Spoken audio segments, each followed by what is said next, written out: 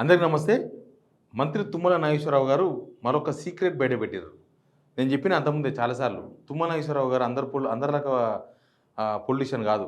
ఆయన మనసులో ఏముంటుందో అది బయటికి పెట్టేస్తాడు. అది ఏ ప్రభుత్వమైనా ఎక్కడైనా ఆయన పాతకాల పొలిటీషియన్. ఆయన మనసులో ఉన్న మాటను బయటికి చెప్పేస్తాడు. అంతకుముందు కూడా చెప్పేసింది చాలాసార్లు. కాకపోతే కొన్నిసార్లు వీళ్ళు అబద్ధం చెప్పిస్తున్నారు ఆయనతో అప్పుడప్పుడు. బంగారం పెట్టిన పాస్బుక్లు పెడితే రుణమాఫీ చేపిస్తామని చెప్పించారు. పాపం కాలే. మొన్న ప్రెస్ మీట్ పెట్టామంటే ఆయన నేను పెట్టాను రుణమాఫీ మీద అంటే బతిమలాడి ఉత్తమ్ కుమార్ గారితో పెట్టించింది ప్రెస్ మీట్ రుణమాఫీ మీద. తర్వాత ఈయన వచ్చేదో మాట్లాడేసిండు. కాకపోతే ఇప్పుడు బయటపెట్టిన సీక్రెట్ ఏంటంటే రుణమాఫీ సొమ్ము 18,000 కోట్లు అంతే కదా. వీళ్ళు ఇచ్చింది 17,900 కోట్ల రూపాయలు రుణమాఫీ కోసం ఇచ్చారు. దీనిలో ఇప్పటి వరకు 10,400 కోట్లే రైతులకు వచ్చినాయంట. లెక్క చూడండి, వాళ్ళే తమాషా ఉంటుంది. వీళ్ళు ఇచ్చిందే తక్కువ, దానిలో మళ్ళీ పోయింది ఇంకా తక్కువ. 18,000 కోట్లు వీళ్ళు మొత్తం 17,909 కోట్లు. సరే టోటల్ ఇది. వీళ్ళు చెప్తున్న లెక్క ప్రకారం ఇప్పటికీ రైతులకు చేరింది కేవలం 10,400 కోట్లంట. 10,400 కోట్లు అంటే వీళ్ళు ఇంకా ఎంతమంది ఇంకా ఎన్ని పైసలు రైతులకు చేరాల్సింది? 7,600 కోట్లు ఇవి రైతులకు చేరాల్సి ఉంది. ఆల్మోస్ట్ 60%. అంటే ఈ లెక్కంతా సుమా నేను ఒక మాట చెప్తా వినండి. ఈ లెక్కంతా కూడా ఆ లిస్టులో పేరు ఉంటుందా? వాళ్ళ లెక్కనే. మీకు అసలు లిస్టులోనే పేరు లేని వాళ్ళ గురించి కాదు నేను చెప్పేది. లిస్టులో పేరుండి ఏదైనా బ్యాంకుల్లో ప్రాబ్లం ఉన్న వాళ్ళు మాత్రమే ఈ జాబితా ఈ లెక్కలోకి వస్తారు. వాళ్ళు ఇచ్చిన 18,000లోనే 18,000 కోట్లతోనే మోసం వచ్చింది. 18,000 కోట్లు కాదు మీరు ఇవ్వాల్సింది 31,000 కోట్లు అని చెప్పారు కదా. 31,000 కోట్ల నుంచి 18,000 కోట్లే ఇచ్చారు కదా. అంటే 18,000 కోట్లకి వెళ్ళి 10,400 కోట్లే ఇప్పటి వరకు రైతుల అకౌంట్లలో పడ్డాయంట. మిగతా అన్ని కూడా బ్యాంకులో ఉన్నాయని చెప్తున్నారు. ఉన్నాయో లేవో వాళ్ళకి తెలవాలి, వీళ్ళకి తెలవాలి. ఇప్పుడంతా బ్యాంకర్లు దోషులు దీనిలా. రుణమాఫీ దోషులు ఎవరంటే ప్రభుత్వం కాదంట, బ్యాంకులే. వాళ్ళు రోజు అదే చెప్తున్నారు, బ్యాంకులలో ప్రాబ్లం అని. బ్యాంకులలో ప్రాబ్లం వీళ్ళకి మాత్రమే. ఆధార్ కార్డ్ అనో, బ్యాంక్ అనో, అకౌంట్ అనో, పాన్ కార్డ్ అనో ఏదో ఉంటుంది.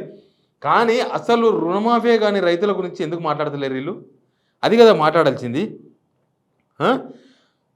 తర్వాత 2 లక్షల కన్నా ఎక్కువ ఉన్న ఖాతాదారులు మిగిలిన మొత్తాన్ని చెల్లిస్తే వారికి త్వరలోనే దశల వారీగా మాఫీని వర్తింపజేస్తాం. దశల వారీగా.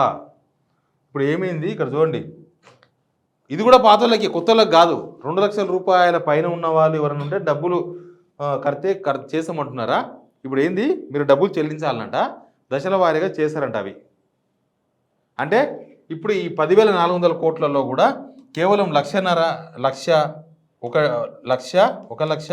తర్వాత 1.5 లక్ష 1.5 వరకు మాత్రమే, 2 లక్షల వరకు అనుకో మ్యాక్సిమం 2 లక్షల వరకు ఉన్న వాళ్ళకి మాత్రమే ఈ డబ్బుల్లో రీచ్ అవుతాయి. 10,400 కోట్ల డబ్బులు రీచ్ అవుతాయి.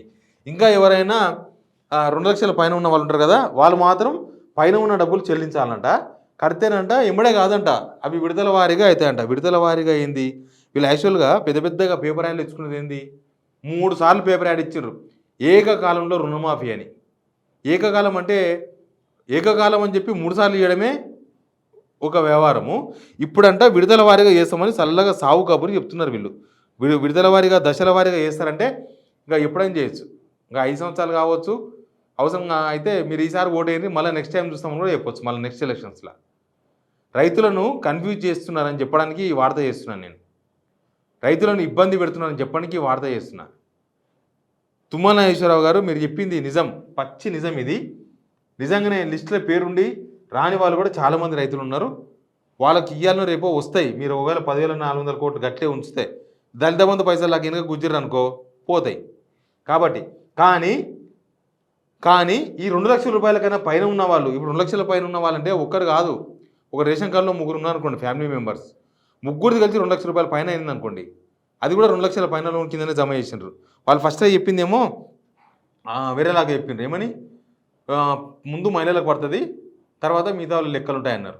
ఎవ్వరి వాళ్ళలేదు. రేషన్ కార్డులో 3-4 ఉంటే వాళ్ళ లోన్ కనుక 2 లక్షల రూపాయల పైన ఉంటే వాళ్ళు 2 లక్షల పైన లోన్ కింద జమ చేసి 1 రూపాయి కూడా ఇయ్యలే. ఇప్పుడు ఆ పైన కడితేనంట దశల వారీగా చేస్తారంట. ఇప్పుడు మనం అప్పో చేసి ఏమన్నా దాన్ని మిత్తికి తీసుకొచ్చి పైన ఉన్న డబ్బులు కడతాం. కట్టిన తర్వాత ఏమవుతుంది, వీళ్ళు చెయ్యరు దశల వారీగా. అంటే ఇంకా తెలుసు కదా, త్వరలో అనే ఒక బోర్డు తగిలించుకొని ఉండాలి. రేపు ఓశ్రీ రేపురా స్టోరీ తెలుసు కదా, ఓశ్రీ రేపురా స్టోరీ ఇది. అప్పుడు ఏమవుతుంది, నీకు ఇంట్రెస్ట్ పెడతా ఉంటుంది బ్యాంకులో. బ్యాంకులో ఇంట్రెస్ట్ పెరిగితే మళ్ళీ 2 లక్షల పైన అవుతుంది. ఇప్పుడు 2,30,000 ఉందనుకోండి మీకు ఇంట్రెస్ట్ అంతా కలిసి మీరు ఏం చేస్తారంటే 2 లక్షల పైన ఉంది కదా 30,000 రూపాయలు కట్టేస్తారు. కట్టేసినాక వీళ్ళు ఇవాళ చెయ్యరు రుణమాఫీ, దశల వారీగా చేస్తారు. ఎప్పుడో చేసేటప్పటికి అది మళ్ళీ ఒక 10,000 20,000 మళ్ళీ ఇంట్రెస్ట్ అవుతుంది చేసేటప్పటికి. మళ్ళీ అప్పుడేమంటారు, మళ్ళీ మీరు ఇంట్రెస్ట్ కట్టండి అప్పుడు చూసుకుందామంటారు.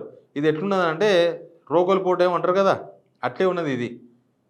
ఇది ఈ జనాలను కన్విన్స్ చేయడం, రైతులను తాత్కాలికంగా శాంతిపోయేసే ప్రయత్నాలు, డ్యామేజ్ కంట్రోల్ చేసుకునే ప్రయత్నమే తప్ప రైతులకు రుణమాఫీ చేయాలన్న శుద్ధశుద్ధి ఎక్కడ కూడా కనబడతలేదు. ఎక్కడ కూడా అసలు గతంలో రుణమాఫీ అయ్యింది, ఈ బ్యాంకుల ప్రాబ్లమ్స్ ఎప్పుడు రాలేదే. గతంలో రుణమాఫీ 2 సార్లు 3 సార్లు అయింది, విడుదల వారీగా అయింది అసలు. మరి ఎప్పుడు ఈ ఆధార్ కార్డు అతకలే, పాన్ కార్డు అతకలే అని ఎప్పుడు ఈ ప్రాబ్లమ్స్ ఎప్పుడు రాలేదే. ఇప్పుడు ఎందుకు వస్తున్నాయి? ఇవన్నీ జాలగా చేస్తున్నారా? ఎందుకంటే మీరు రైతు బంధు విషయంలో అట్లే మోసం చేసినారు. రైతు బంధు విషయంలో మీరు అభిప్రాయ సేకరణ అని, పంట వేస్తేనే రుణమాఫీ అని, రైతు భరోసా అని, కౌలుదారులకు ఇస్తాం, వీళ్ళకి ఇస్తాం, వాళ్ళకి ఇస్తాం, 10 మందికి ఇస్తామని చెప్పి అదొక మాట చెప్పి ఎవరికి ఇవ్వకుండా పోయారు. కాబట్టి ఈ విషయంలో రుణమాఫీ విషయంలో కూడా అసలు రేవంత్ రెడ్డి గారు మాట్లాడతలేరు. ఒక విషయం గమనించండి, మొన్నటిదాకా వైరా సభలో ఎగిరిండు కదా, వైరా సభలో అంతగానో మాట్లాడిన మనిషి తర్వాత మాట్లాడతలేడు. ఎందుకు సైలెంట్గా ఉన్నారు రేవంత్ రెడ్డి గారు రుణమాఫీ మీద? దీనికి సమాధానం కూడా చెప్పాల్సి ఉంటుంది. ఒక ముఖ్యమంత్రి కదా, ఆయన ముఖ్యమంత్రి, ఆయన్నే మొత్తం క్రెడిట్ అంతా నేనే తీసుకోవాలని పేపర్ల నుండి ఆయన బొమ్మలు వేసి వైఎస్ రాజశేఖర్తో పోల్చుకున్నారు కదా, మరి ఇప్పుడు ఎందుకు మాట్లాడతలేరు? ఇది పాయింటే కదా, ఖచ్చితంగా మాట్లాడాలి కదా. వాళ్ళు కాకపోతే ఇప్పుడు కాదు, నెక్స్ట్ టైం మళ్ళీ ఇంకొక ఆగస్టు 15 చేస్తామనో సెప్టెంబర్ 15 చేస్తామనో ఏదో ఒకటి రైతులకు ధైర్యం చెప్పాలి కదా. చాలామంది రైతులు బ్యాంకుల చుట్టూ తిరుగుతున్నారు, అల్ల కొల్లాలు ఉన్నారు రైతులు. అసలు తిండి తినక పొద్దుగా 4-5 గంటలకు పోయి బ్యాంకులుగా నిలబడుతున్నారు. ఏమవుతుంది, ఏం చెప్తారని. ఆ బ్యాంకులో కూడా చచ్చిపోతున్నారు వీళ్ళకి ఏం సమాధానం చెప్పలేక. ఎందుకంటే తాళం చేయి వీళ్ళ దగ్గర ఉంది, వాళ్ళు ఏం చెప్తారు, ఏం చెప్పలేరు. రుణమాఫీ విషయంలో తుమ్మల గారు చెప్పింది ఒక రకమైన వార్త, కానీ జరుగుతున్నదంతా కూడా ఒక రకంగా కనిపిస్తుంది. ప్రభుత్వం దీని మీద క్లారిటీ ఇవ్వాలి. రైతులకు ఇంకొక డెడ్ లైన్ పెట్టైనా సరే, ఇంకొక కట్ ఆఫ్ డేట్ పెట్టండి. ఇంకొక మీరు అన్ని రూల్స్ పెట్టారు కదా, అన్ని రూల్స్ పెట్టి చేయలేదు. మీ రూల్స్ మీరు పెట్టుకొని నెక్స్ట్ ఆగస్ట్ అయిపోయింది, సెప్టెంబర్ అక్టోబర్ ఎప్పుడు పెడతారో డేట్ పెట్టుకొని ఆ డేట్ లోపల 31,000 కోట్లు 41,000 కోట్లు మరి 8,000 కోట్లు చేస్తారో ఓ డేట్ ప్రకటించవచ్చు కదా. దీని మీద చీఫ్ మినిస్టర్ గారు ఎందుకు మాట్లాడతలేరు అనేది అందరూ చూస్తున్నారు. చీఫ్ మినిస్టర్ మాట్లాడతాడేమో, ఏం మాట్లాడతాడేమో. మొన్నటిదాకా అందరికీ చేస్తామన్నాడు, అందరికీ వేయలేదు, ఎవరికి వేయలేదు, కొంతమందికి వేసారని. మరి ఈ విషయంలో చూద్దాం ప్రభుత్వం ఎట్లా రెస్పాండ్ అవుతుందో. బట్ రైతులు మాత్రం బ్యాంకుల చుట్టూ బాగా ఇబ్బందికరంగా తిరుగుతున్నారు. ప్రభుత్వం ఈ విషయాన్ని పరిగణలోకి తీసుకోవాలి. Please subscribe signal TV.